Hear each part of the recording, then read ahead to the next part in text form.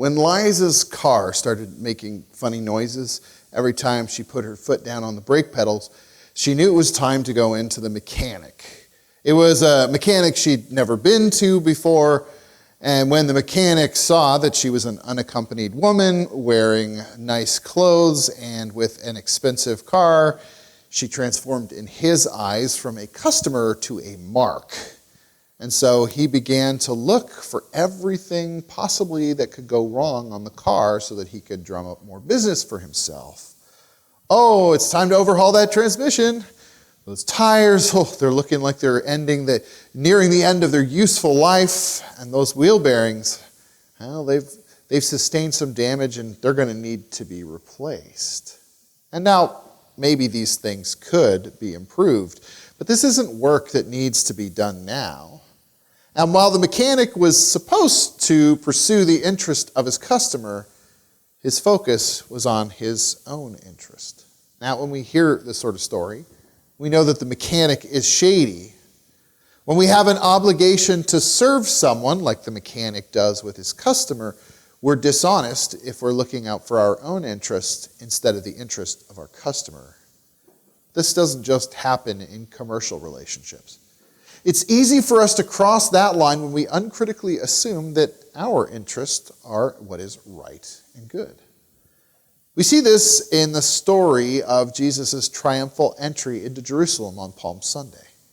In that story, the crowd welcomes Jesus as their king, as they should, but they do so with incorrect motivations because they assume that Jesus has come to fulfill their agenda when welcoming him as a king means that we are supposed to submit to his agenda. So as Jesus nears Jerusalem, he sends two of his disciples to get a donkey from a nearby town, and that's where we pick up the story in Mark 11, verses 7 to 11. When they brought the colt to Jesus and threw their cloaks on it, he sat on it. Many people spread their cloaks on the road, while others spread branches that they'd cut in the fields. Those who went ahead and those who followed shouted, "Hosanna! Blessed is he who comes in the name of the Lord. Blessed is the coming King of our father David. Hosanna in the highest heaven." Jesus entered Jerusalem and went into the temple courts. He looked around at everything, but since it was already late, he went out to Bethany with the 12. Now, up until this point in the story, Jesus has been sort of coy about being the Messiah. But here his actions are openly proclaiming him to be the king entering his capital. Pilgrims were supposed to walk into Jerusalem. Riding in was seen as the prerogative of royalty.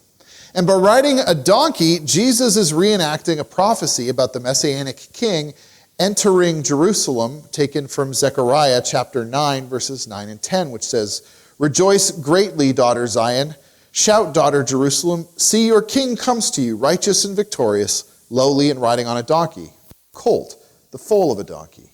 I will take away the chariots of Ephraim and the war horses from Jerusalem, and the battle bow will be broken. He will proclaim peace to the nations. His rule will extend from sea to sea and from the river to the ends of the earth." So the crowd are right to welcome Jesus as their king.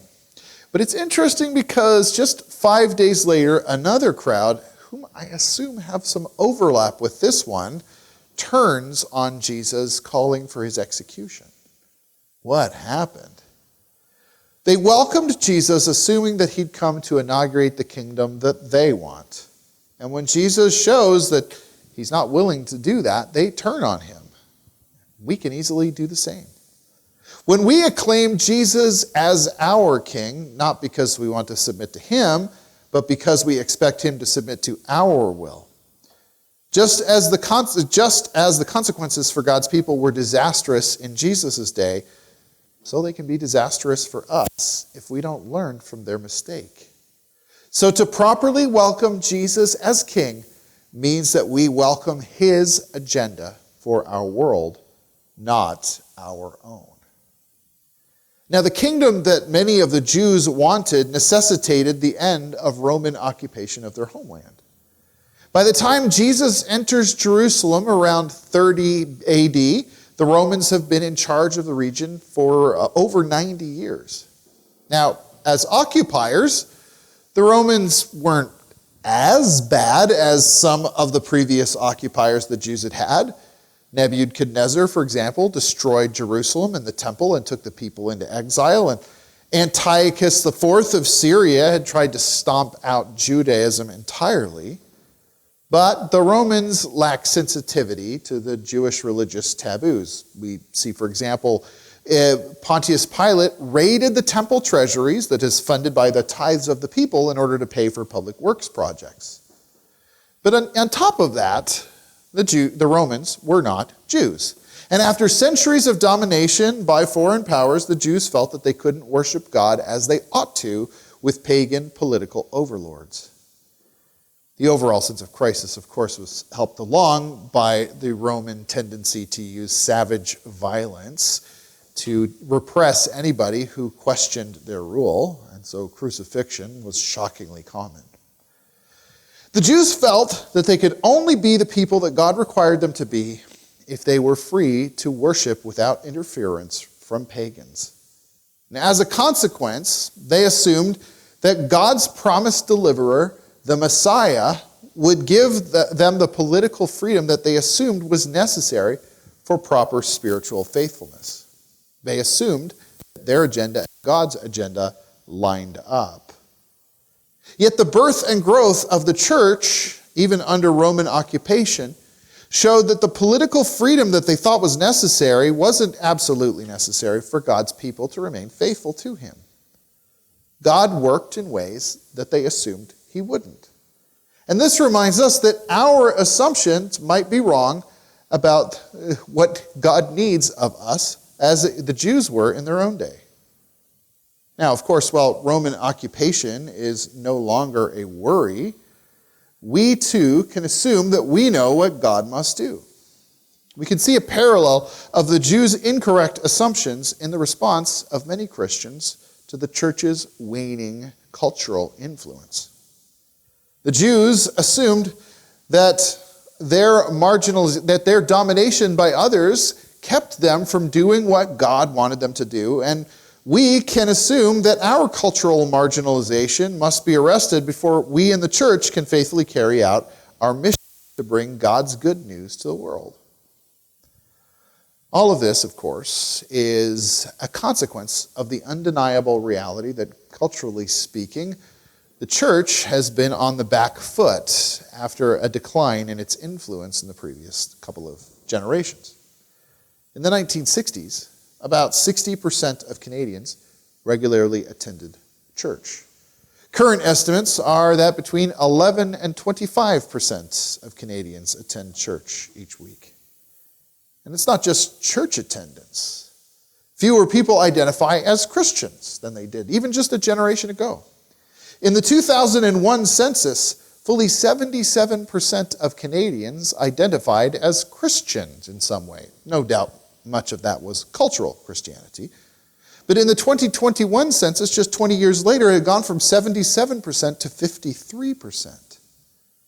These numbers show that the Christian church feels that it has much less of a voice in society than it did not all that long ago. And for many Christians, these numbers mean that the church is failing at its mission of reaching our people for God. And so this threat must be reversed. But it is possible that just like the Jews in Jesus' day, this is based on incorrect assumptions about how God can work in the world. The earliest Christians weren't the kind of people who had much clout in their day. Paul explains how God deliberately chose unremarkable people to demonstrate his wisdom. Writing to the Corinthians, he says, "Brothers and sisters, think of what you were when you were called. Not many of you were wise by human standards. Not many were influential. Not many were of noble birth. But God chose the foolish things of this world to shame the wise. God chose the weak things of this world to shame the strong. God chose the lowly things of this world, the despised things, the things that are not, to nullify the things that are, so that no one may boast before him." Now, critics of the early church emphasize the lack of social standing of the early Christians. Celsus, a rabid critic of early Christianity, wrote that Christians show they are wont and are able to convince only the foolish, dishonorable, and stupid, only slaves, women, and little children. He assumed that only gullible people would ever believe in a crucified Lord. Yet despite the low status of early Christians and the scorn of the Roman cultural elite, never mind the active hostility of the Roman imperial authorities, the church was able to spread all over the empire in a matter of decades. So a movement with a dishonored founder and with dishonored leaders attracting dishonored people changes the world in a couple of decades. Perhaps God's power is strong enough to overcome our lack of power. Early Christians did not need power or widespread societal acceptance for their message to thrive.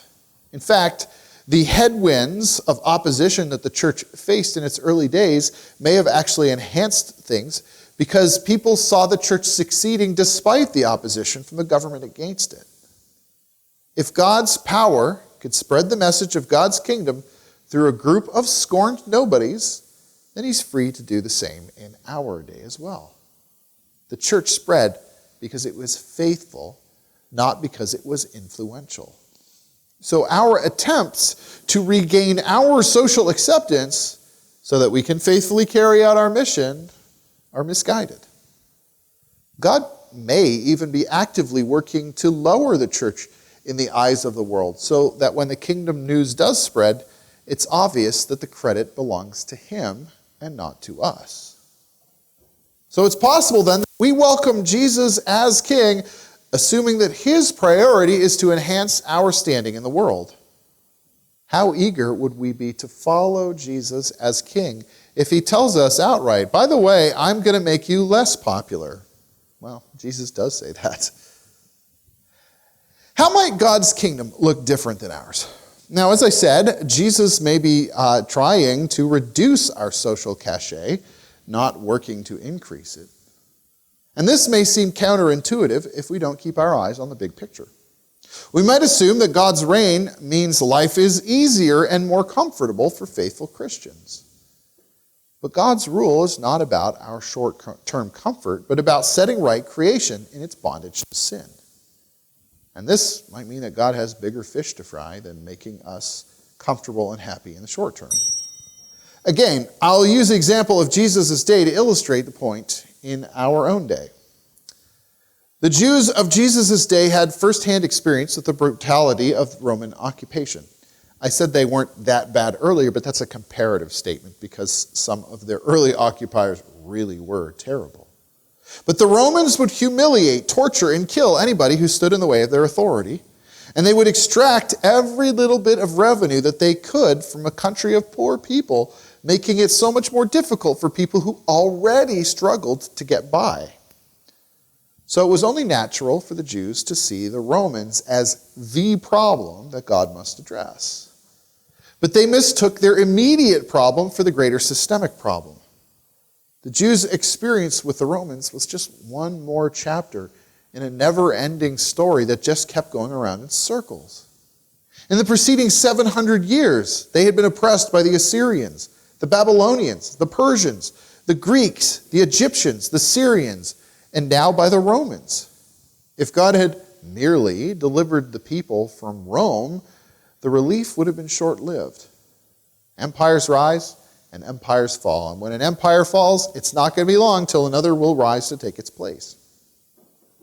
Now, in our day, it's easy for us to make the same mistake. While losing our social standing is certainly uncomfortable, it's not the big problem that we face. As I mentioned earlier, God is able to work through a church without status, as he demonstrated in the early church. So the loss of status doesn't keep us from being able to carry out our mission. Perhaps the bigger problem is that God is trying to address our self-reliance. God consistently allows his people to end up in situations where they are in over their heads so that he can show it is his power at work through them rather than their own genius or skill that is what delivers them. Abraham, a guy who has no children, God calls him to be a father of many nations. Gideon, a guy from the smallest tribe and the smallest family, taking on an army of 120,000 Midianites with 300 guys. Or David, going up against Goliath. Or the working class apostles standing up to the Jewish establishment in the Roman Empire. When God's people learn that God is bigger than their inadequacies, they become bolder, more dedicated, and more effective. God is less concerned with making us comfortable in the short term and more concerned with transforming our world. He desires us to be filled with joy, sure, but our comfort must take a back seat to solving the larger problem. And unless we focus on what God is doing in the big picture in the world, then we'll start to see our inconveniences and discomforts as the thing that God really ought to be focusing on. But my short-term comfort is less important than the permanent redemption of all of creation, a reality that I stand to benefit from. So while we're focused on our short-term benefits, God is focused on the long-term redemption of the world. Now, this doesn't mean that God is so busy solving the big problems in the world that he doesn't care about these comparatively little problems that we face. God knows us intimately and loves us each individually. But he wants us to enjoy the biggest blessing possible, and this might mean that we have to endure difficulty in the short term in order to receive that blessing. We see an analogy in parenting. As parents, we want to set our children on a good path where they go into adult life emotionally healthy, well-developed with a sense of responsibility and industry so that they are primed to succeed in life and that they are healthy in their lives. And so we insist that they learn certain things that they don't want to learn in the moment. Things like eating their vegetables, going to bed on time, and learning to persevere when things are difficult. We know that the short-term pain gives a long-term gain. And likewise, God asks us to endure discomfort and inconveniences in this world because he's bringing about his reign in us and in the world. And that will be an eternal blessing that far outweighs the momentary and light, comparatively, discomforts that we face. But when we focus on the wrong kingdom, the kingdom of our comfort and our prestige, the consequences can be disastrous. When God's people pursue their own kingdom in God's name, God judges them. At the end of the story of Jesus' entry, we see that Jesus comes into the temple. And it says he looks around and leaves because it's already late, which seems like an anticlimax. What's going on here? Well, this is an inspection. God has come down to see with his own eyes what is going on, and the evaluation is that it is late, i.e., it's too late. Things are irrevocably broken. Developing the motif of judgment, Mark is alluding to the story of the Tower of Babel in Genesis. In that story, humans go and build a kingdom, a city, for their own glory, and it says that God comes down to see it. In Genesis 11:5, but the Lord came down to see the city and the tower that the people were building. After seeing what they had done, God judged it, in that case, confusing the languages of the people. In that story, we see that humans had built a kingdom for their own honor, not God's. God comes to see it and judges it. And in this story, we see that God has come down to see the kingdom, this Jewish religious machinery, with his own eyes, and the judgment part is what happens in the next part of the story. Picking up in Mark 11:12-21, we read this. The next day, as they were leaving Bethany, Jesus was hungry. Seeing in the distance a fig tree in leaf, he went to find out if it had any fruit. When he reached it, he found nothing but leaves, because it was not the season for figs. Then he said to the tree, "May no one ever eat fruit from you again." And his disciples heard him say it. On reaching Jerusalem, Jesus entered the temple courts and began driving out those who were buying and selling there. He overturned the tables of the money changers and the benches of those selling doves. and they would not allow anyone to carry merchandise through the temple courts. And as he taught them, he said, Is it not written that my house will be called a house of prayer for all nations? But you have made it into a den of robbers. The chief priests and the teachers of the law heard this and began looking for a way to kill him, for they feared him, because the whole crowd was amazed at his teaching. When evening came, Jesus and his disciples went out to the city. In the morning, as they went along, they saw the fig tree withered from its roots. And Peter remembered and said to Jesus, Rabbi, look, the fig tree you cursed has withered. Jesus cursing the fig tree is a symbolic gesture that points towards God's judgment of the temple. The temple is supposed to be a place of prayer for all nations, where Abraham's blessing that is meant to go out to all nations is shared with all people. But Jewish nationalists have turned it into a symbol of Jewish religious exclusivism, the sign that God is on our side and not on your side. God's with us, not with you. Nah, nah, nah, nah, nah. And so the temple and the symbol and the system that it symbolizes is producing the wrong kind of fruit, not the kind of thing that God is looking for. Jesus reinforces this pronouncement of judgment through his own symbolic act of cleaning out the temple. His action, clearing the temple, forces the Jewish religious machine to temporarily grind to a halt. Now, it only stops things for a brief moment, but Jesus is acting in a way that is foretelling what would happen 40 years later when the temple was destroyed by the Romans in response to an uprising of Jewish nationalists. Well, of course, that's the Jews and that's the temple, not really relevant to us. Surely God wouldn't judge us. We're his people, pursuing his kingdom. Well, that's exactly what the Jews thought about themselves. Judgment means God exposes everything for what it truly is. We will all be judged. It's not the same thing as being condemned. When we are judged, the truth about our actions and our motivations are revealed. Now, some of us are probably doing things that we know are wrong, and we're just trying to keep it a secret, and those things will be exposed. But there are probably also places where we are telling ourselves we are doing what is right, and we're deceiving ourselves, and God's judgment will expose such self-delusions for what they are. The destruction of the temple in AD 70 was such an act of judgment. Many Jews thought that they were doing exactly what God wanted. But when in the destruction, God showed his displeasure with the Jewish religious establishment that had worked to discredit Jesus in order to protect its perceived interests. So even when we think we are doing God's will, we can fall into the trap of seeking our own agenda over his. The remedy for this is a humble heart, attentive to the Spirit and willing to receive correction from him. Like David, we must humble ourselves and sincerely pray. Search me, God, and know my heart. Test me and know my anxious thoughts. See if there's any offensive way in me and lead me in the way everlasting. But if we listen defensively, we can't hear the Spirit calling us back to faithfulness. If we listen, then God can use our efforts. But if we presume to know what God would want, we may find God dismantling the things into which we have placed our hopes.